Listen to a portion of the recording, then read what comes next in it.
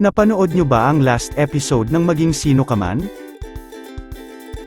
It was indeed a happy ending pero may mga fans ang hindi natuwa sa kissing scene ni Monique at Carding.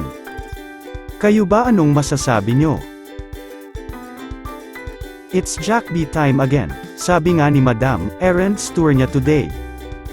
Sinamahan siya ni Jack para mag-grocery sa Landmark. Picture-picture with Madam. Kahit hindi kita buong face ni ate mong naka-red, halatang super happy niya at nakita niya idol niya. Nag-live kanina si Papa Jack sa TikTok, nakapag-checkout na ba lahat para di maging amoy alimuom ang lato-lato nyo? Uy, nakita ko lang to sa FB, may pa-meet and greet sa December ang Jack Babies.